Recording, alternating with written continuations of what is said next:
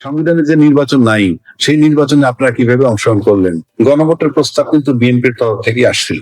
মেনে নেওয়ার পর গণভোটে গেছেন, এখান থেকে আপনি সরে যেতে পারবেন না।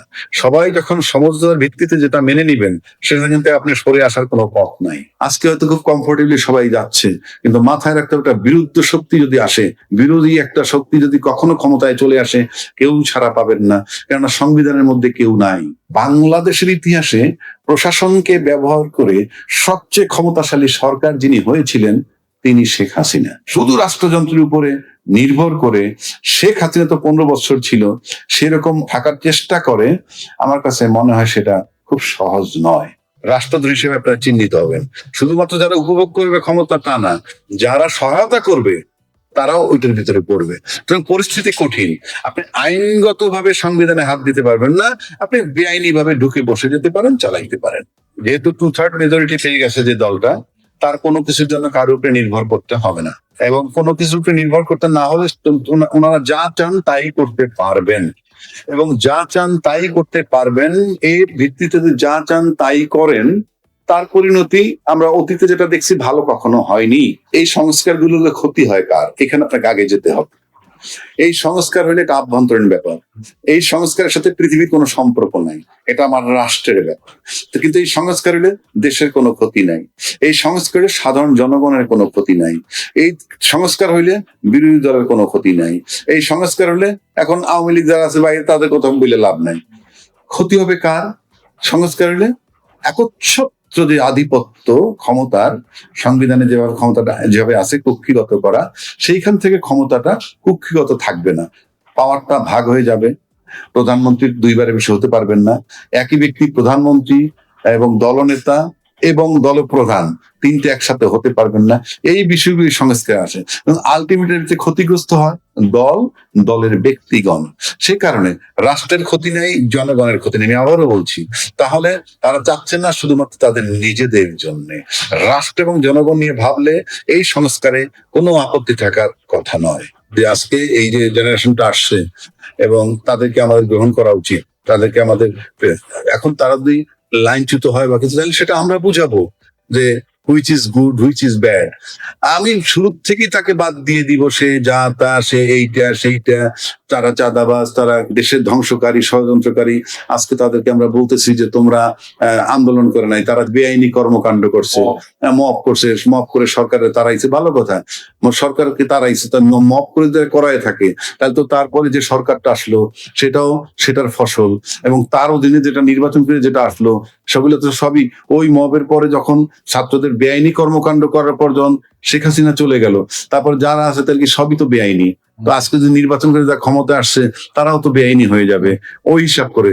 তো আপনি আজকে যেভাবে দেশটা চলতেছে, একটা সময় যদি আসে, অ্যাডভার্স কোন সরকার যদি আসে, অ্যাডভার্স মানে এই প্রতিকূল একটা সরকার যদি আইসে পড়ে কখনো, আপনি লক্ষ্য করে দেখবেন বঙ্গবন্ধু হত্যার 21 বছর পর শেখ হাসিনা দেশে এসে সরকার গঠন করলো, করার পর কিন্তু সেই বঙ্গবন্ধু হত্যার বিচার বলেন, তারপরে সেই রাজাকারদের বিচার বলেন, যুদ্ধ সেগুলো কিন্তু সে করেছে। তো আবার আজকে হয়তো খুব কমফোর্টেবলি সবাই যাচ্ছে, কিন্তু মাথায় রাখতে একটা বিরুদ্ধ শক্তি যদি আসে, বিরোধী একটা শক্তি যদি কখনো ক্ষমতায় চলে আসে, কেউ ছাড়া পাবেন না, কেননা সংবিধানের মধ্যে কেউ নাই। সবাই সংবিধানের দোহাই দিয়ে চলতেছেন, সংবিধানের মধ্যে কেউ নাই। এই সংবিধানের ভিতরে অন্তর্বর্তীকালীন সরকারের কথা নাই, এই সংবিধানের ভিতরে তত্ত্বাবধায়ক সরকারের কথা নাই, এই সংবিধানের ভিতরে 2026 ফেব্রুয়ারিতে নির্বাচন হবে সেই কথা বলা নাই। এই সংবিধানের ভিতরে বলা আছে কি সংসদ ভেঙে গেলে পরবর্তী 90 দিনের মধ্যে নির্বাচন করবেন, কোনো কারণে না হলে আরো 90 দিনের মধ্যে। তারপরে বলা নাই আপনার যখন মন চায় তখন নির্বাচন করবেন। তাহলে এই সংবিধানের দোহাই যদি আপনারা দেন, তাহলে সংবিধানে যে নির্বাচন নাই, সেই নির্বাচনে আপনারা কিভাবে অংশগ্রহণ করলেন? এটা প্রশ্ন আসবে। গণভোটের প্রস্তাব কিন্তু বিএনপির তরফ থেকে আসছিল। তারপরে একটা বিতর্ক হইল কি, যে নির্বাচনের আগে গণভোট, জামাতের দাবি ছিল, বিএনপি বলছিল নির্বাচন এবং গণভোট একই দিনে হবে। ফাইনালি নির্বাচন এবং গণভোট একই দিনে, এবং প্রেসিডেন্ট একটা আদেশ জারি করছে। সেই আদেশে বলা আছে 2টা শপথ নিতে হবে, একটা শপথ নেবে সংসদ সদস্য হিসেবে, আর একটা নেবে সংবিধান সংস্কার পরিষদের সদস্য হিসেবে। তারেক রহমান সাহেব বারবার বলেছেন নির্বাচনের মধ্যে ধানের শীষে যেভাবে তোমরা সিল দিবা, একইভাবে গণভোটের পক্ষে হাতে ভোট দিবা। এবং বিএনপি জিতছে, আমি মনে করি তারেক রহমান সাহেবের ওই এক বক্তব্যে গণভোটে জয়লাভ করছে। যেই গণভোট আপনি মেনে নিয়েছেন, সবাই আইনের কথা বলেন, কিন্তু আপনি যেটা দলমত নির্বিশেষে বাংলাদেশ সবাই মেনে নিলেন, সব দল মেনে নেওয়ার পর গণভোটে গেছেন, এখান থেকে আপনি সরে যেতে পারবেন না। সবাই যখন সমঝোতার ভিত্তিতে যেটা মেনে নিবেন, সেটা কিন্তু আপনি সরে আসার কোনো পথ নাই। আর যদি বলেন যে দুইবার, এখন একটা কথা আসছে, দুইবার শপথ তো রাষ্ট্রপতি যে ডাইরেকশনটা দিচ্ছে তার ভিতরে আছে। কেউ কেউ বলেন সংবিধানে দুইটা শপথ নাই, ওই সংবিধানের তো গণভোট আসে নাই। এটা তো জনগণের ডিজায়ার, সবার সম্মিলিত প্রয়াস, সবাই চাইছেন। রাজনৈতিক দলগুলো ৮ মাস স্ট্রাগল করেও যখন সমাধানে আসতে পারেন নাই, তখন এটা গণভোটে গেছে, এবং গণভোটে যাওয়ার পর এখানে আসে। এখান থেকে আপনি সরে যাবার পথ নাই। এখন যদি আপনি সরে যান, আপনি 2/3 মেজরিটি নিয়ে যারা ক্ষমতায় আসছেন, তারা যদি ভাবেন আমি মানলাম না, মানলেন না, নো ম্যাটার, বাংলাদেশে তো নতুন কিছু না। বাংলাদেশে এরকম এমন হয়েছে যে নতুন না, এটা পুরনো, এরকম অতীতে হয়েছে। আপনি মানবেন না, মানবেন না। আপনি জনগণের প্রতিশ্রুতি দিচ্ছেন যে এটা গণভোটে যাবে, হ্যাঁ জয়যুক্ত দিলে মেনে নিবেন। প্রতিশ্রুতি যদি না মানেন, না মানবেন। কিন্তু প্রশ্ন হচ্ছে, যদি এই প্রতিশ্রুতি আপনি না মানেন, তার যে কনসিকুয়েন্স কি হবে সেটা সময় বলবো। যেহেতু 2/3 মেজরিটি পেয়ে গেছে যে দলটা, তার কোনো কিছুর জন্য কারোর উপরে নির্ভর করতে হবে না, এবং কোনো কিছুর উপরে নির্ভর করতে না হলে ওনারা যা চান তাই করতে পারবেন, এবং যা চান তাই করতে পারবেন। এর ভিত্তিতে যদি যা চান তাই করেন, তার পরিণতি আমরা অতীতে যেটা দেখছি ভালো কখনো হয়নি। জামাত এবং এনসিপি তারা যে 11 দিন যোগ করছে, এখানে একটা জিনিস লক্ষণীয় যে বিরোধী দল হিসাবে তারা জামাত কিন্তু আপনার সিঙ্গেল মানে নিজেরা শুধু নির্বাচন করে মাত্র 3টা সিট পেয়েছিল, আর জোটে গিয়ে বিএনপির সাথে একবার 14টা একবার 18টা পেয়েছে। 3টা সিট যে জামাত পাইতো, তারা 68টা সিট পেয়েছে। এটা অলমোস্ট প্রায় 23 গুণ। এটা কিন্তু বিশাল ডেভেলপমেন্ট। আর যে রেকর্ড আছে তাদের প্রায় 52-53টা সিটে 70 ভোট থেকে 5,000 ভোট এই ব্যবধানে হারছে, এবং তাদের মোট ভোট কাস্টিং এর ভোট পেয়েছে 31%। এই 31% ভোটার জামাতকে যারা দিছে, তারা যে সবাই জামাত করে সেটা আমি যদি নাও বলি, বাট দ্বিদলীয় শাসন ব্যবস্থা দেখে সে কারণে তারা হয়তো তৃতীয় একটা শক্তি দেখতে চেয়েছিল। ক্ষমতায় আসতে পারেনি সেটা ভিন্ন কথা, তা নাহলে এত ভোট তাদের পাওয়ার কথা নয়। এখন যারা ভোট দিছে আশাবাদী হয়ে, সেই ভোটারগুলো কিন্তু মানসিকভাবে তাদের সাপোর্ট দিবে। মানে আপনি এবারের বিরোধী দলটা কিন্তু কাস্টিং ভোটের একটা বিরাট অংশের ভোটারদেরকে নিয়ে বিরোধী দল।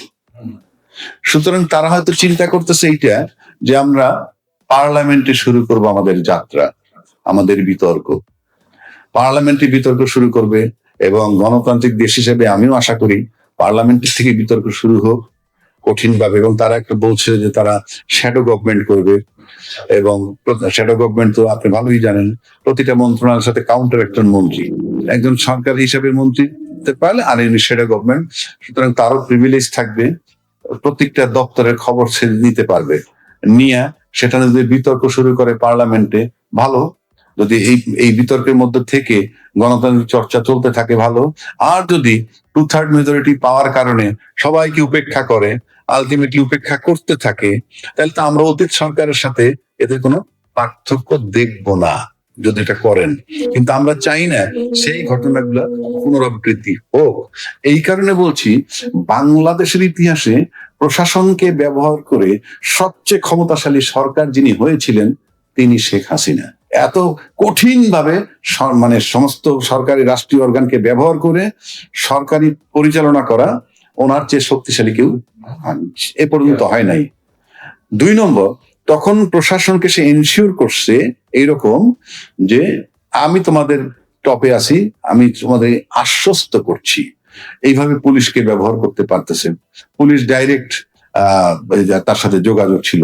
কিন্তু আমার কাছে অন্য কোন সরকার প্রশাসনকে শেখ হাসিনার মতো ব্যবহার করতে পারবে বলে আমার কাছে মনে হয় না। সেদিকটা বিবেচনায় করতে গেলে রাষ্ট্রযন্ত্রের উপরে, শুধু রাষ্ট্রযন্ত্রের উপরে নির্ভর করে শেখ হাসিনা তো 15 বছর ছিল, সেরকম আরো কেউ যদি থাকার চেষ্টা করে, আমার কাছে মনে হয় সেটা খুব সহজ নয়। গণভোটের আলোকে আপনার সংস্কার করতে হবে, গণভোটের আলোকে সংবিধান সংস্কার করে তার ভিতরে আপনাদেরকে ঢুকতে হবে। তাহলে আপনি তো এই সংবিধানের মধ্যে ঢুকতেই পারবেন না। এই সংবিধানে বলা আছে সংবিধানের 142 অনুচ্ছেদে বলা আছে 2/3 মেজরিটি পাইলে সে যে কোনো রকমের পরিবর্তন করতে পারে, সংস্কার করতে পারে। কিন্তু সংবিধানের আবার সাতের খতে বলা আছে 142-এ যা কিছু থাকুক না কেন, 142 অনুচ্ছেদে যা কিছু থাকুক না কেন, প্রথম ভাগের, দ্বিতীয় ভাগের কতগুলো জিনিস আছে, কোনো পরিবর্তন করতে পারবেন না। সেই প্রথম ভাগের ভিতরে যেমন আছে 4 ক, সেখানে কি যে বঙ্গবন্ধুর প্রতিকৃতি, বঙ্গবন্ধুর ছবি সমস্ত অফিস, আদালত, স্বায়ত্তশাসিত প্রতিষ্ঠান সর্বত্র এটা থাকতে হবে, আপনি পরিবর্তন করতে পারবেন না। যদি করেন তাহলে 7-1 আর 2 বলা হয়েছে, তাহলে রাষ্ট্রদ্রোহিতার শামিল হবে, রাষ্ট্রদ্রোহী হিসেবে আপনারা চিহ্নিত হবেন। শুধুমাত্র যারা উপভোগ করবে ক্ষমতা তা না, যারা সহায়তা করবে তারাও ওইটার ভিতরে পড়বে। সুতরাং পরিস্থিতি কঠিন। আপনি আইনগত ভাবে সংবিধানে হাত দিতে পারবেন না, আপনি বেআইনি ভাবে ঢুকে বসে যেতে পারেন, চালাইতে পারেন। আইনগত ভাবে আপনি সংবিধান এমন ভাবে করা, এটা যদি আপনি এই গণভোটের আলোকে সংবিধান সংস্কার পরিষদের সদস্য হিসেবে ওক নিয়ে সংস্কার কইরা না ঢোকেন, তাহলে আপনি সম্পূর্ণ বেআইনি।